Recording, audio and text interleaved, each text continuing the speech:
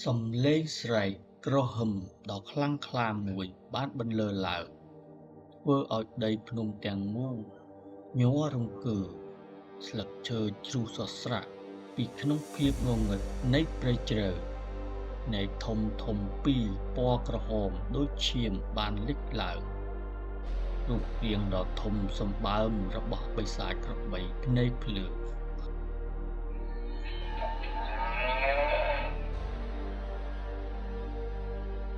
បិសាចណាអាចចេញពីព្រៃនេះដោយមានជីវិតឡើយ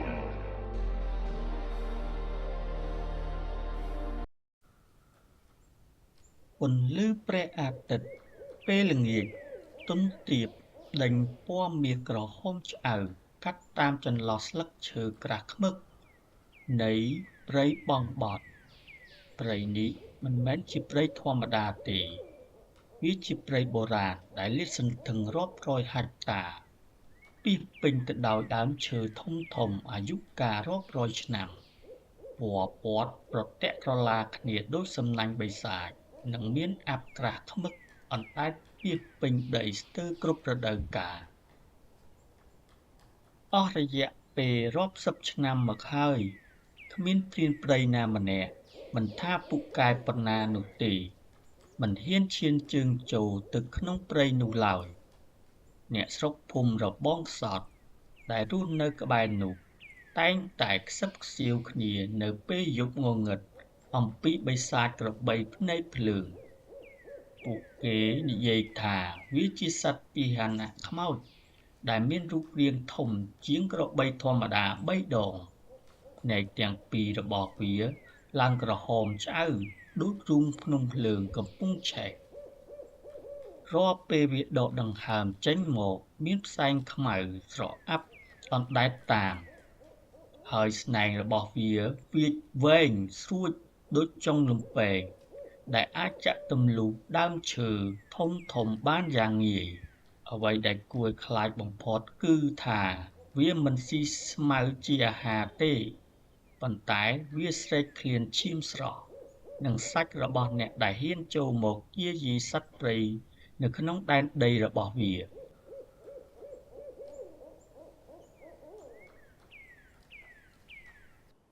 នៅក្នុងភូមិដ៏ស្ងប់ស្ងាត់នោះមានផ្ទះចាស់មួយនៅដាច់ឆ្ងាយពីគេមានបុរសចំណាស់ម្នាក់ឈ្មោះថាលោកតាសនគាត់មានអាយុជាង65ឆ្នាំទៅហើយប៉ុន្តែរាងកាយរបស់គាត់នៅតែរឹងមាំដូចដើមឈើទាលនៃទាំងគូរបស់គាត់នៅតែមុតស្រួចអាចមើលធ្លុះភាពងងឹតបានយ៉ាងល្អលោកតាព្រានសនមិនមែនជាព្រានព្រៃលំដាប់ធម្មតាឡើយគាត់ជាព្រានព្រៃជើងចាស់ដែលរៀនសូត្រមន្តអាគមស្ដោះផ្លុំតាំងពីវ័យក្មេងមកម្ល៉េះនៅលើដងខ្លួនរបស់គាត់ពោរពេញទៅដោយស្នាមសាក់យ័ន្តបុរាណទាំងយ័ន្តមហាកម្លាំងយ័ន្តតេជះនិងយ័ន្តបំបាំងកាយអាវុធប្រចាំកាយរបស់គាត់គឺកាំភ្លើងកែច្នៃមួយដើមដែលធ្វើពីឈើខ្លឹមខ្មៅយ៉ាងប្រណិត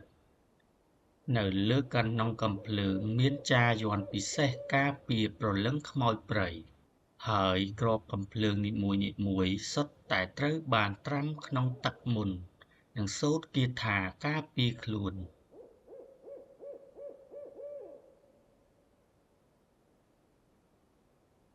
ថ្ងៃមួយពេលដែលលោកតាសនកំពុងអង្គុយសម្អាតកាំភ្លើងនៅលើគ្រែខាងមុខផ្ទះស្រាប់តែមានបុរសចំណាស់ម្នាក់រត់មកទាំងដង្ហក់និងទឹកភ្នែកជោកថ្ពាល់នោះគឺតាសុកដែលជាមិត្តភក្តិរួមសុខទុក្ខជាមួយគាត់តាំងពីក្មេង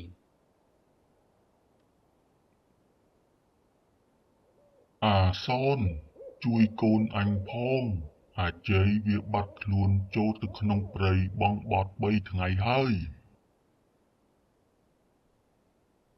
តាសុកស្រែកយំ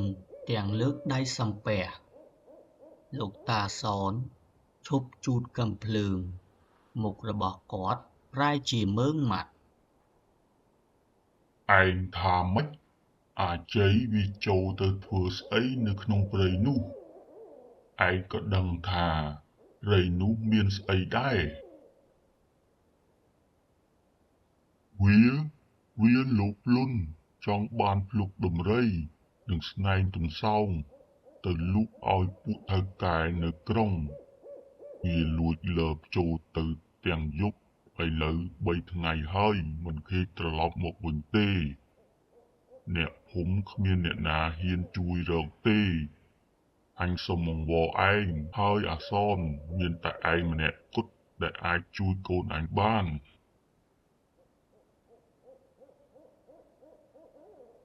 តាសុកយំសោកបោកប្រាណលោកតាសនដកដង្ហើមធំក្រឡេកមើលកាំភ្លើងចាយ័ន្តរួចងើយមុខឡើងក្នុងចិត្តរបស់គាត់ដឹងច្បាស់ថាការចូលព្រៃក្នុងព្រៃបង់បត់ប្រៀបដូចជាការដើរចូលទៅក្នុងមាត់សេចក្តីស្លាប់ប៉ុន្តែដោយសារតែចំណងមិត្តភាពនិងជីវិតក្មេងស្លូតត្រង់ម្នាក់គាត់មិនអាចអោបដៃឈរមើលបាននោះឡើយ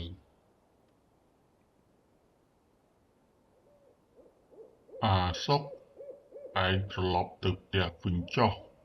រៀបចំទឹកមន្តនិងអុជធូបបន់ស្រន់ដល់គ្រូអាចារ្យទៅអញនឹងចូលព្រៃទៅតាមរកអជ័យទោះបីជាត្រូវប្តូរជីវិតក៏ដោយ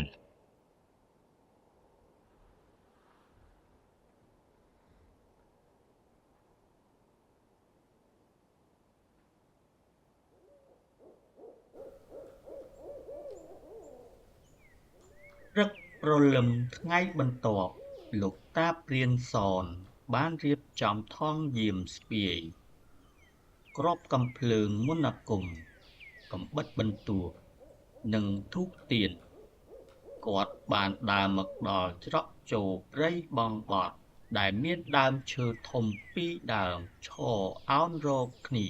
ដូចជាទ្វាររូងភ្នំខ្យល់ត្រជាក់ស្រេបមួយបក់កាត់ធ្វើឲ្យស្លឹកឈើបន្លឺសំឡេងដូចជាការសើចចំអករបស់ព្រលឹងខ្មៅ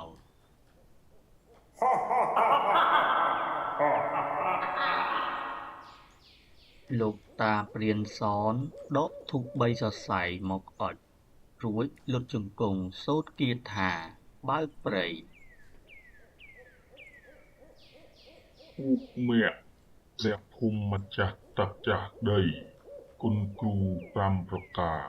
ថ្ងៃនេះទូបង្គំសូមបើកទ្វារព្រៃដើម្បីតាមរកមនុស្សមិនមែនមកយាជីបំផ្លិចបំផ្លាញសត្វព្រៃនៅទីនេះឡើយសូមបើកផ្លូវឲ្យទូបង្គំបានសុខសប្បាយ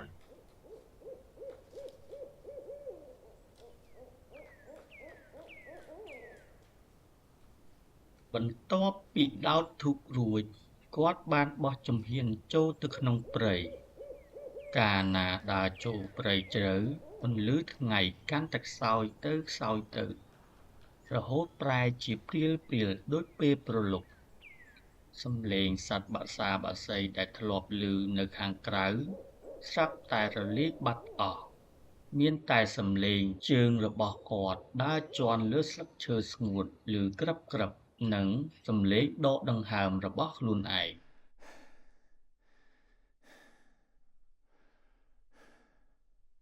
ដើរបានពាក់កណ្ដាលផ្លូវលោកតាសនបានប្រទះឃើញដានជើងដ៏ធំខុសធម្មតាវាជាដានជើងសត្វដែលមានក្រចកមុតជ្រៅក្នុងដីហើយនៅក្បែរនោះមានកតាបស្ពាយមួយដែលរហែក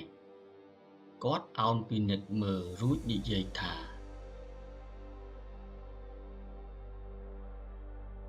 នេះជាកតាបរបស់អាជ័យមានស្នាមឈាមបិសាចក្របីវាដេញតាមវាដល់ត្រង់នេះ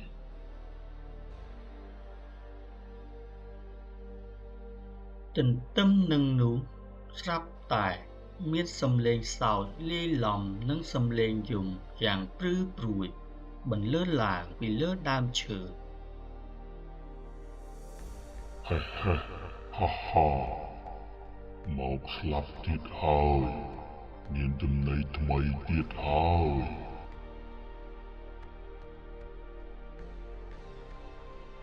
លោកតាព្រានសនមិនស្លន់ស្លោឡើយគាត់ដឹងថាវាជាខ្មោចព្រៃឬអាបមុខព្រៃដែលព្យាយាមបំបាក់ស្មារតីរបស់គាត់សូត្រគាថាខ្លីមួយ ពុទ្ធោពុទ្ធាំមហាស័ក្តិសិទ្ធិស្វាហៃជាពុទ្ធោពុទ្ធាំមហាស័ក្តិសិទ្ធិស្វាហៃជាពុទ្ធោពុទ្ធាំមហាស័ក្តិសិទ្ធិស្វាហៃជា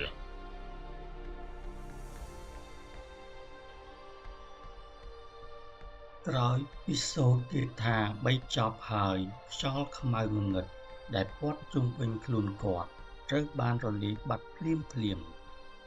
សំឡេងលងបន្លាចក៏ស្ងាត់ឈឹង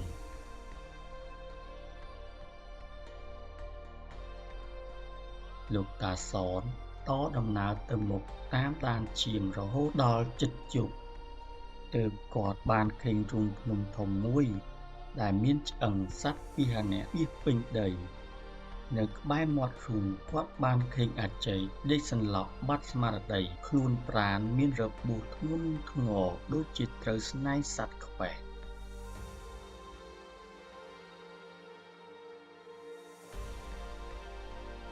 អាជ័យដឹងខ្លួនឡើង លោកតាព្រានសនដើរទៅក្បែរអាជ័យរួចយកទឹកមុនឲ្យផឹកអាជ័យបើកភ្នែកឡើងទាំងញាប់ញ័រមុខស្លេកស្លាំងដូចខ្មោច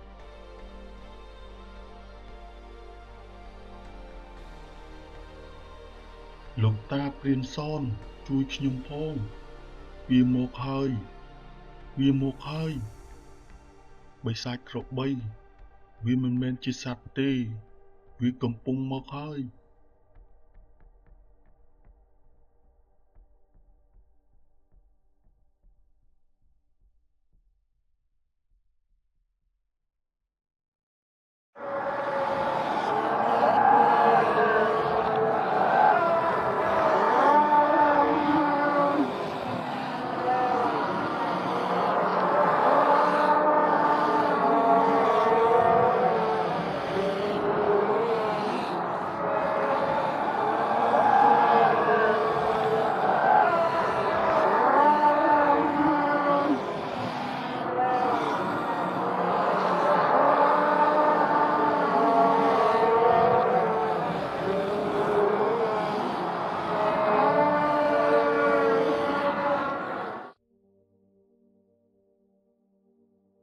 សំឡេងស្រែកគ្រហឹមដ៏ខ្លាំងក្លាមួយបានបន្លឺឡើង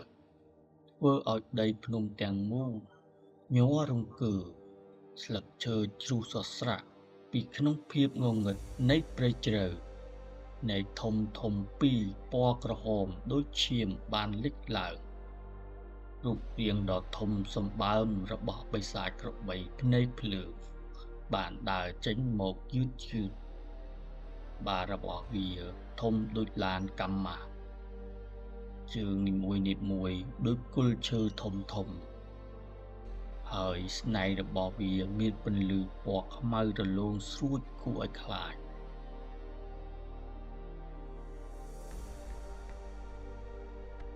អាជ័យគួរឲ្យស្ងៀមហើយសូត្រអ្នកមោតាសៈនៅក្នុងចិត្តទៅ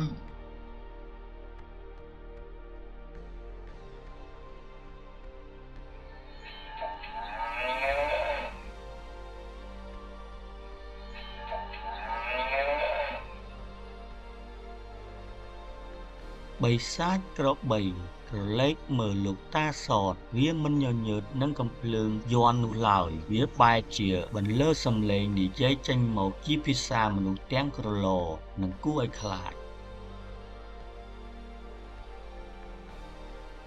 យានព្រៃជើងចាស់ឯងចង់មកយកជីវិតអញឬចង់មកធ្វើជាចំណីអញមានអ្នកណាអាចចេញពីព្រៃនេះដោយមានជីវិតឡើយ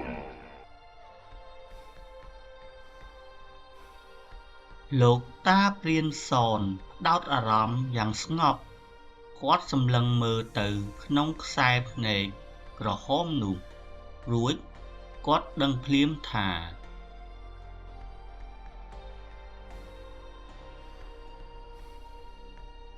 ឯងមិនមែនជាសត្វដេរឆានពិតប្រាកដទេវិញ្ញាណរបស់ឯងជាមនុស្សឯងគឺគ្រូកែវមែនទេគ្រូមន្តអាគមដែលបាត់ខ្លួនកាលពី20ឆ្នាំមុនបិសាចក្របីឮបែបនេះក៏ផ្អាកមួយសន្ទុះរួចស្រែកក្រហឹមទាំងឈឺចាប់និងខឹងសម្បារហាហាហាដឹងហើយយ៉ាងម៉េចអញរៀនអាគមក្របីព្រៃដើម្បីចង់បានអំណាចចង់បានភាពអមតៈគ្មានអ្នកណាធ្វើបាបអញបានប៉ុន្តែពួកអ្នកស្រុកពួកព្រានព្រៃតែងតែមកបានសត្វព្រៃក្នុងព្រៃរបស់អញត្រូវតែសម្លាប់ពួកវាទាំងនោះឲ្យអស់កែវអើយឯងលុបលន់នឹងអំណាចងងឹតរហូតគ្រប់គ្រងខ្លួនឯងមិនបានត្រូវអាគមត្រឡប់ស៊ីរាងកាយនិងវិញ្ញាណខ្លួនឯងខ្លាចជាសត្វរាឆានបែបនេះតើវាមានប្រយោជន៍អីជប់សាងកម្មពៀទៅ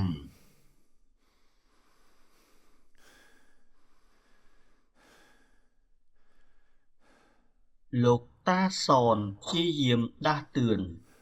តែបិសាចក្របីស្ដាប់មិនយល់នោះឡើយ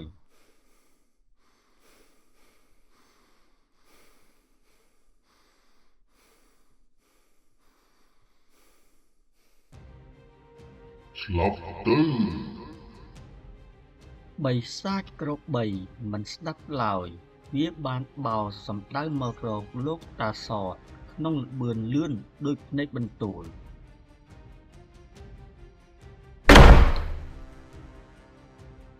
លោកតាសនបាញ់មួយគ្រាប់ចំកណ្ដាលក្បាលបិសាចគ្រាប់កាំភ្លើងមន្តអាគមផ្ទុះជាពន្លឺពណ៌មាសប៉ុន្តែវាគ្រាន់តែធ្វើឲ្យបិសាចក្របីងាកក្បាលបន្តិចប៉ុណ្ណោះព្រោះស្បែករបស់វាឡើងរឹងដូចដែកថែបដោយសារមន្តអាគមខ្មៅការពារឃើញស្ថានភាពមិនស្រួលលោកតាសនដកថយមួយជំហានរួចបោះស្លឹកឈើមួយក្តាប់ទៅលើអាកាសហើយសូត្រគាថាបំបាំងកាយ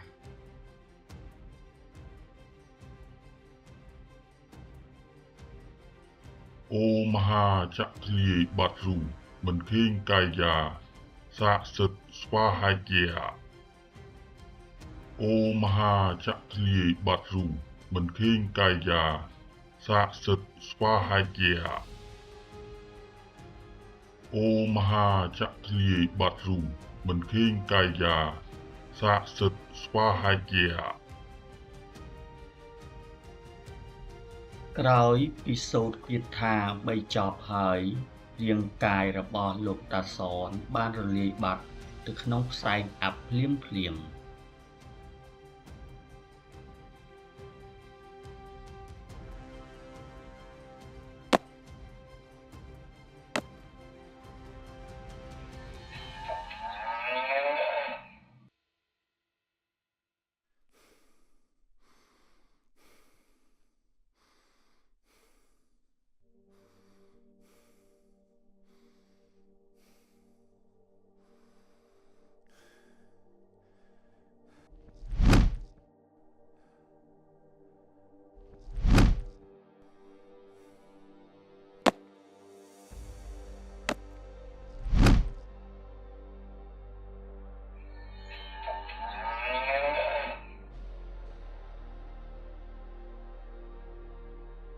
បិសាចក្របីបាត់គោលដៅវាក៏ស្រែកក្រហមរួចប្រើច្រមុះហិតក្លិនទោះបីជាមើលមិនឃើញប៉ុន្តែវានៅតែអាចដឹងថាព្រានសតនៅម្ដុំនេះមិនបានរត់គេចទៅណានោះទេវាបានបោលបុកដើមឈើធំធំបាក់រលំអស់ជាច្រើនដើម្បីបង្ខំឲ្យលោកតាព្រានសនបង្ហាញខ្លួនចេញមក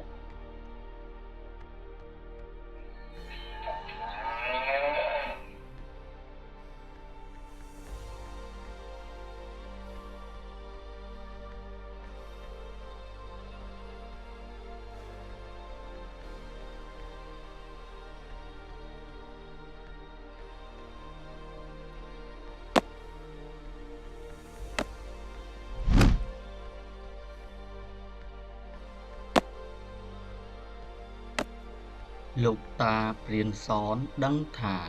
ការប្រើប្រាស់អាវុធធម្មតាមិនអាចសម្លាប់វាបានទេមានតែការប្រើមុនសដើម្បីបំបែកអាគមខ្មៅរបស់វាប៉ុណ្ណោះគាត់បានលើកទៅឈរនៅខាងក្រោយខ្នងបិសាចរួចយកកាំបិតបន្ទោះចាយ័ន្តលើបាតដៃខ្លួនឯង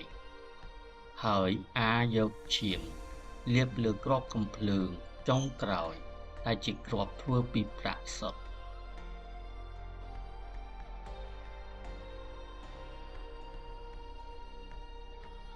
គាត់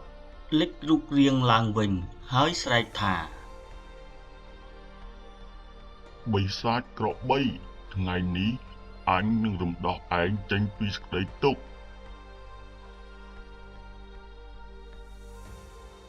បិសាចក្របីងាកមកវិញទាំងកំហឹង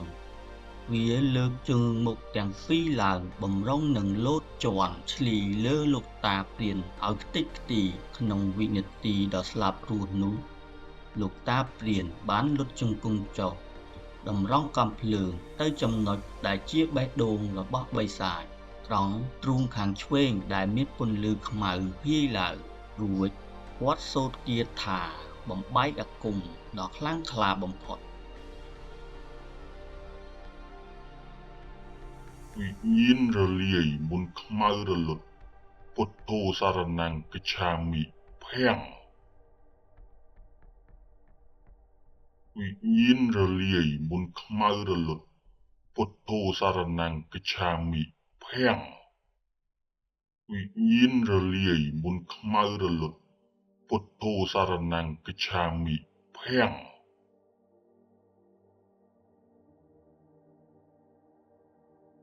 សំឡេងកាំភ្លើងផ្ទុះឡើងលាន់ឮរំពងពេញព្រៃបង់បត់គ្រាប់កាំភ្លើងប្រាក់លាយឈាមមុនបានទម្លុះចូលក្នុងទ្រូងរបស់បិសាចក្របីយ៉ាងត្រង់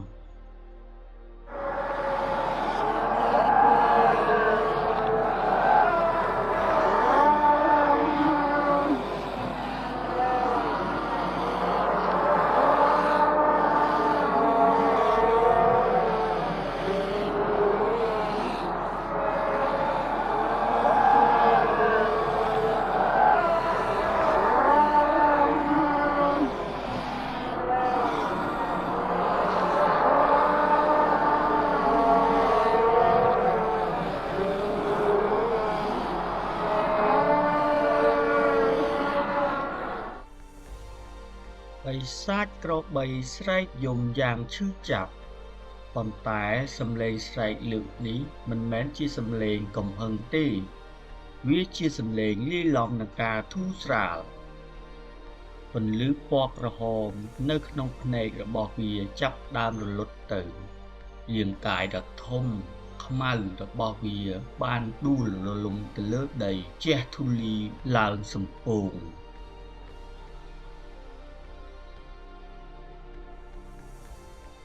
សែងខ្មៅងងឹតដែលធ្លាប់ព័ទ្ធជុំវិញខ្លួនវាបានហួតហែងទៅលើអាកាសរលាយបាត់ទៅក្នុងភាពងងឹតអ្វីដែលគួរឲ្យភ្ញាក់ផ្អើលនោះគឺរូបរាងបិសាចក្របីបានប្រែប្រួលត្រឡប់ទៅជារូបរាងរបស់បុរសចំណាំងម្នាក់ដែលមានសក់ស្កូវរាងកាយស្គមរីងរៃនោះគឺគ្រូកែវពិតប្រាកដ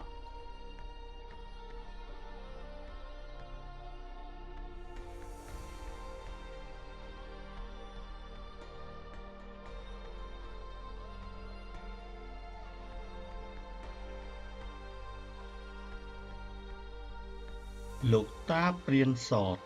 ដើរទៅជិតលើកក្បាលគ្រូកែវមកកោយលើភ្លៅគ្រូកែវបើកភ្នែកមើលលោកតាសនទាំងទឹកភ្នែកហូរ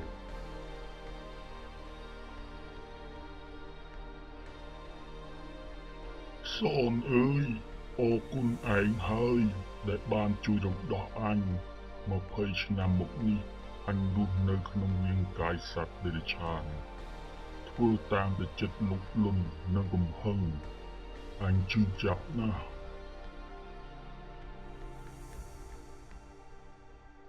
លោកតាព្រានសន និយាយទាំងក្តុកក្តួល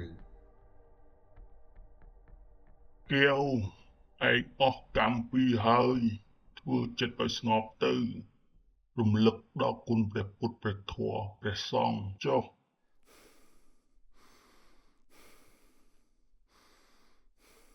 អញដឹងខុសហើយការចង់បានអំណាចខុសផ្លូវមិនបានផ្ដល់ក្តីសុខទេវាផ្ដល់តែភាពវិនាស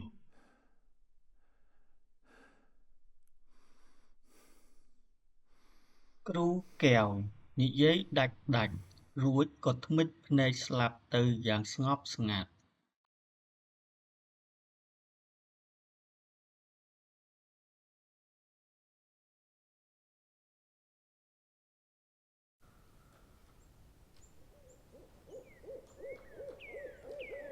ពន្លឺព្រះអាទិត្យពណ៌មាសនៃថ្ងៃថ្មីបានរះឡើងបំភ្លឺកាត់អាប់ក្រាស់ៗនៅក្នុងព្រៃបង់បត់ព្រៃដែលធ្លាប់តែគួរឲ្យខ្លាចនិងស្ងាត់ជ្រងំឥឡូវនេះស្រាប់តែមានសំឡេងបក្សាបក្សីយំឆ្លើយឆ្លងគ្នាឡើងវិញហាក់ដូចជាផែនដីនេះត្រូវបានសម្អាតពីមុនខ្មៅទាំងស្រុង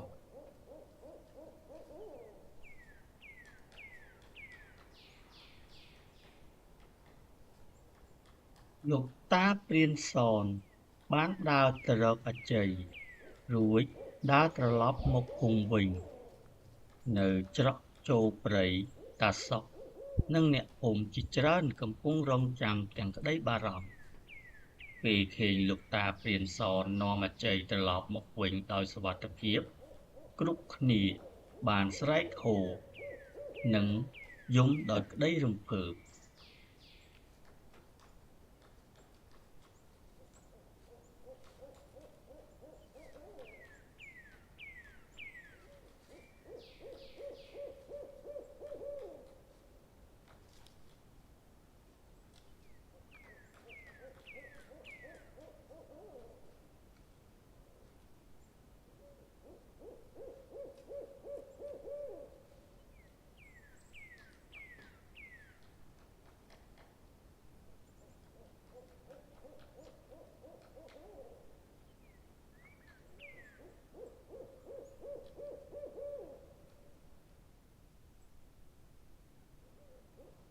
អជ័យបានលុតជង្គង់សំពះសុំទោសឪពុកនិងលោកតាព្រានសនទាំងទឹកភ្នែក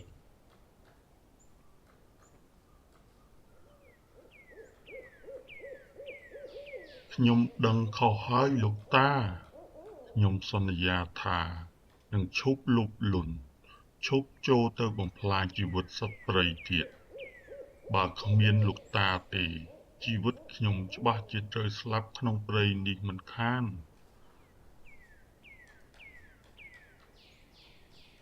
លោកតាព្រានសនញញឹមតិចដៃកាន់កាំភ្លើងរួចសម្លឹងមើលទៅព្រៃបង់បត់ដែលឥឡូវនេះមានពណ៌បៃតងស្រស់បំព្រង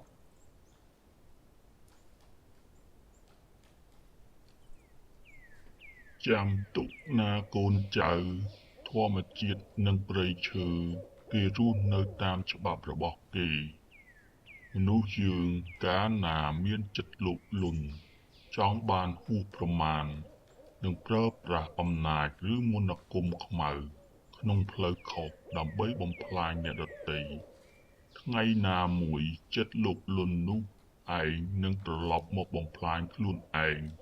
មិនខុសពីបិសាចក្របីនោះឡើយ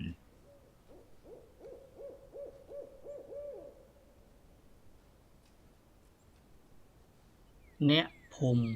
បាននាំគ្នាចូលទៅយកសាកសពរបស់គ្រូកែវមកធ្វើបុណ្យតាមប្រពៃណីចាប់តាំងពីថ្ងៃនោះមកព្រៃបង់បត់បានត្រឡប់មកជាព្រៃធម្មជាតិដ៏មានជីជាតិឡើងវិញហើយរឿងរ៉ាវរបស់លោកតាព្រានសតនិងបិសាចក្របីនៃភ្លើងក៏បានក្លាយជាមេរៀនជីវិតដ៏មានតម្លៃដែលអ្នកស្រុកតែងតែនិទានប្រាប់កូនចៅជំនាន់ក្រោយតគ្នាកុំឲ្យដើរក្នុងផ្លូវខុសធ្លាក់ក្នុងអន្លង់នៃភាពលោភលន់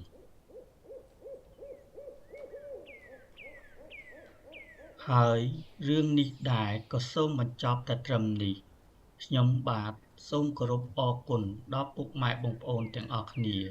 ដែលបានទស្សនារឿងនេះរហូតដល់ចប់និងតែងតែគាំទ្ររឿងរបស់ខ្ញុំបាទ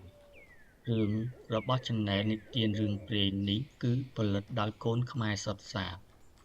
ហើយបើមានពាក្យសម្ដីខុសឆ្គងឬការផលិតរឿងមិនទាន់បានល្អសូមបងប្អូនអធ្យាស្រ័យផងចុះ